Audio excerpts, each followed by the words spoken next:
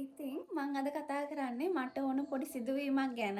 අද මම මගේ ප්‍රොජෙක්ට් එකකට සබ් කොන්ට්‍රැක්ටර් කෙනෙක් හොයද්දී එයාත් එක්ක රේට් කතා කරගනිද්දී එයා කිව්වා මට මිස් ඔයාලගේ ওই රේට් එකට නම් මට යන්න අමාරුයි.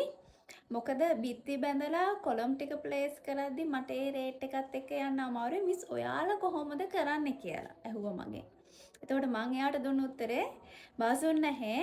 අපි බිත්ති බැඳලා නම් කොලම් ටික කරන්නේ නැහැ. අපි කොලම් ටික කොන්ක්‍රීට් කරලා තමයි බිත්ති බඳින්න පටන් ගන්නෙ කියලා.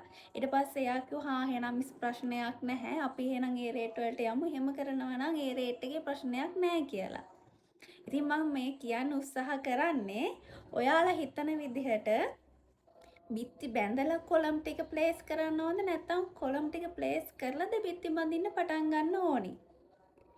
මම දන්න විදිහට නම් කොලම් ටික ප්ලේස් කරලා තමයි බිත්ති බඳින්න පටන් ගන්න ඕනේ. මොකද දන්නවද ස්ට්‍රක්චර් එකක ලෝඩ් එක ඩිස්ට්‍රිබියුෂන් වෙන්නේ බ්‍රික් වලට වඩා කොලම්ස් වලින්.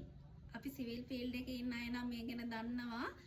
ලෝඩ් බෙයාරින් නන් ලෝඩ් බෙයාරින් කියලා තියෙන්නේ. එතකොට ගොඩක් වෙලාවට ලෝඩ් බෙයාරින් වෙන්නේ කොලම්ස් වලින්. ඒ නිසා අපි මුලින්ම බ්‍රික් වර්ක් පටන් ගන්න කලින් කොලම් ටික ප්ලේස් කරගෙන ඉන්න ඕනේ.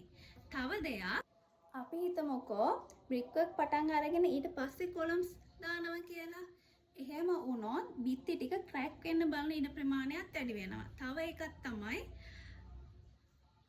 ඕනම දෙයක ඇලයින්මන්ට් එකක් තියනවානේ. එතකොට බිත්ති උනත් ඒකාකාරීව ඇලයින් වෙන්න හදාගන්න කොලම්ස් ටික ප්ලේස් කරගෙන ඉන්න එක ඉතා වැදගත් වෙනවා. ඉතින් මේ වගේ ඔයාලා කියන්න බලන්න අපි මුලින්ම බ්‍රික් වර්ක් පටන් ගන්න ඕනද නැත්නම් කොලම් ටික ප්ලේස් කරන්න ඕනද කියලා. ඒකටත් තව මොනවා හරි ඔයාලගේ හේතු තියනවා නම් මේකට කමෙන්ට් කරන් යන්න.